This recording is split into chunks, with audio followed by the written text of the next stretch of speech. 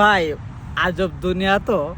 দেখেন, আমি ভালো একটা ভিডিও বানাইছি। দেখেন, আমি তো জানি ভাই দেশের কি অবস্থা, আমাদের কত ছাত্র ভাই মারা গেছে, আমাদের কত লোকসান হয়েছে আমাদের দেশের, এটা আমি তো জানি।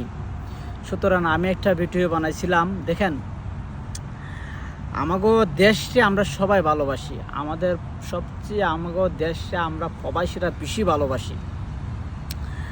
আজকে যদি দেশের কোনো সমস্যা হয় তা আমরা আমাদের সমস্যা, তাই না? আমাদের ফ্যামিলির সমস্যা। আমরা 1 কেজি চাল কিনে খাইতে ওই সময় 300 টাকা খাইতে, আর যদি বাইশে দেউলিয়া হয়। তো আমি একটা ভিডিও বানাইছিলাম, টাকাটা যেন বৈধ পথে সবাই পাঠায়, হুন্ডিতে না পাঠায়, আর সবাই যেন ব্যাংকে পাঠায়। তো এটা নিয়ে মানুষ অনেক সমালোচনা, তোর কেন মাথা ব্যথা, মানে অনেক কিছু ভাই বলে। আসলে তো কি, যখন দেউলিয়া হয়ে যাবে আমাদের দেশটা, তখন দেখবেন কি এই অবস্থা হয় আমাদের। আর আমার টাকা আমি ব্যাংকে পাঠাইবো, আপনারা টাকা আপনারা কীভাবে পাঠাবেন এটা আপনারা জানেন। বাট আমার কষ্টের টাকা আমি চাই না আমি হুন্ডিতে পাঠাই। আমার কষ্টের টাকাটা আমি সবসময় আমি চেষ্টা করবো ব্যাংকের মাধ্যমে পাঠানোর জন্য। আমি হুন্ডিকে সবসময় নাই বলি। তো সুতরাং দেখেন, রাজনীতি আমাদের দেশে এটা গণতন্ত্র দেশ, রাজনীতি হবেই।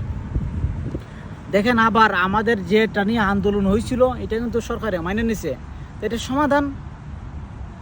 তো ওইটা নিয়ে তো আপনারা মানে ব্যাড কমেন্ট করার কোনো প্রশ্নই আসে না। তো একটু মাথায় চিন্তা করে দেখবেন, এটা কোনো খারাপের জন্য বলি না, আর আমি বলতেছি না দেশে টাকা পাঠাও। আপনারা টাকা আপনারা কীভাবে পাঠাবেন আপনারাই ভালো জানেন, রাইট? তো সুতরাং এগুলা ব্যাড কমেন্ট করে কোনো লাভ নাই ভাই।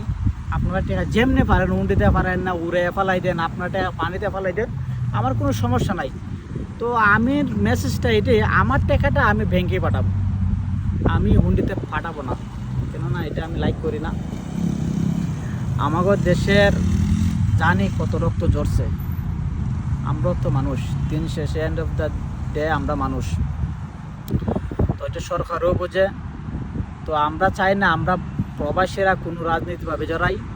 আমাদের টাকাটা আমলিক হোক, বিএনপি হোক, যে কোনো দল হোক, আমাদের টাকাটা যেন বৈধভাবে যায়। তো সুতরাং আমি এটা আপনাদের বিভাগের কাছে, আপনারাই ভালো জানেন। আর আমার টাকাটা ইনশাল্লাহ আমি বৈধভাবে পাঠাইবো ব্যাংকের মাধ্যমে। আসসালামু আলাইকুম। কেউ বাজে কমেন্ট করবেন না, বাজে মন্তব্য করবেন না। ধন্যবাদ সবাইকে।